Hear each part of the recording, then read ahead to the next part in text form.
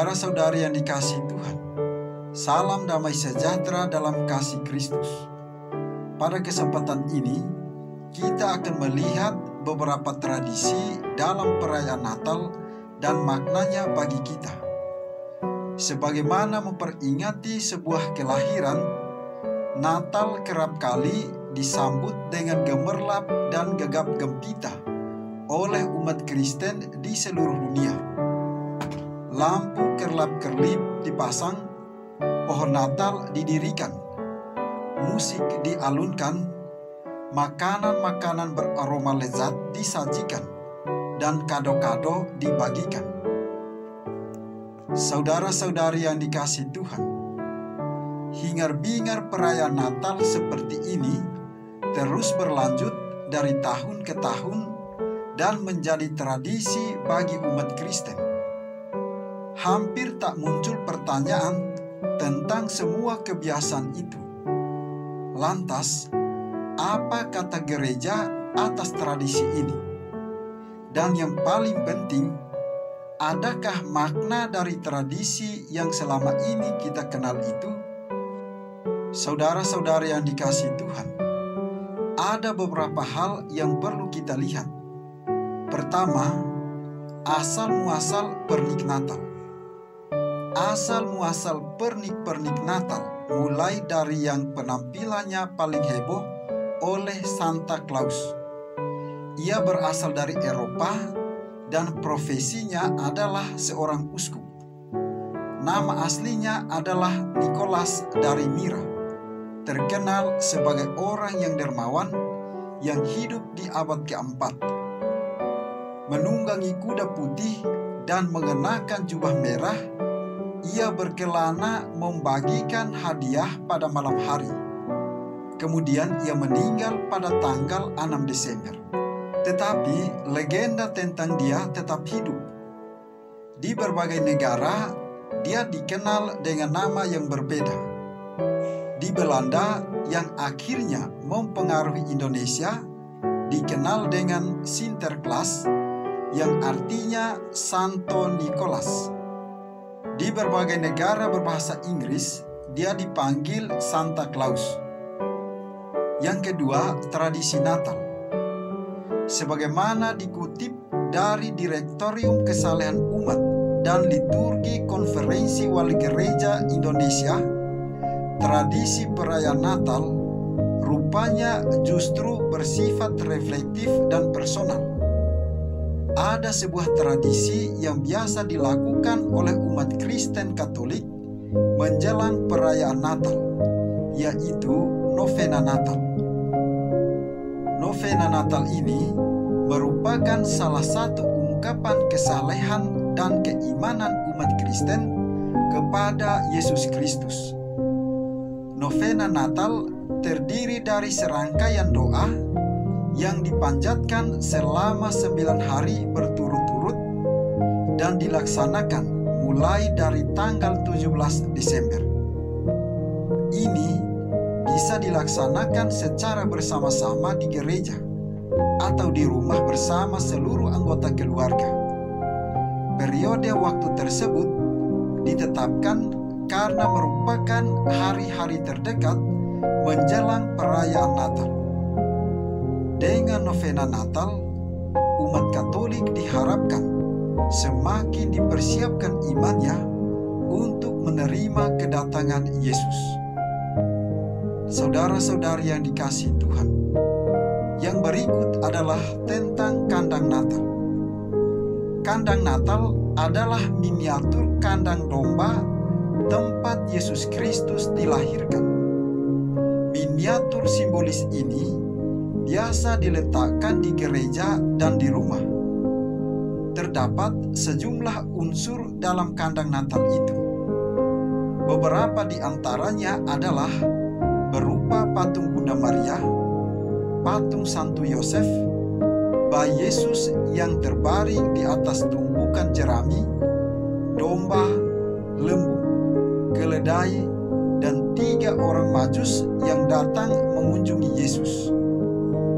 Saudara-saudari yang dikasihi Tuhan, tradisi pembuatan kandang Natal ini menurut catatan gereja, dimulai pertama kali oleh Santo Fransiskus dari Assisi saat merayakan Natal di Greccio, salah satu kota di Italia, pada tahun 1223. Tujuannya dari tokoh yang terkenal dengan semangat kemiskinannya dalam gereja Katolik itu adalah untuk menyebarkan semangat kesederhanaan dalam merayakan Natal.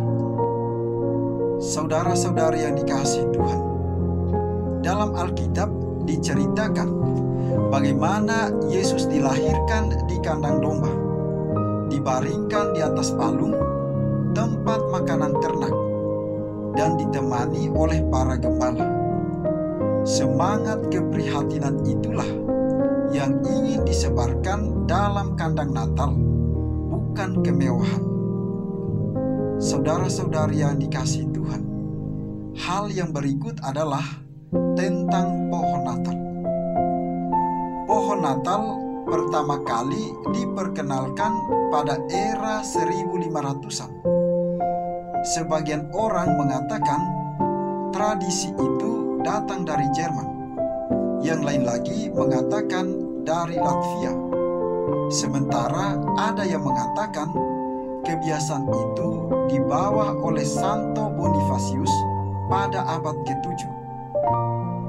Saudara-saudari yang dikasihi Tuhan, tradisi pendirian pohon Natal ini diperkirakan dipraktikkan pertama kali oleh umat Kristen di Eropa pada abad ke-17. Menjelang Natal, wilayah itu memasuki musim dingin, sehingga satu-satunya pohon yang masih memiliki daun adalah cemara. Karenanya, mereka mulai menghiasi pohon cemara dengan lampu agar tampak meriah. Tradisi ini kemudian diteruskan dan menyebar ke seluruh dunia hingga saat ini. Saudara-saudari yang dikasihi Tuhan, ornamen yang lain ialah bintang Natal.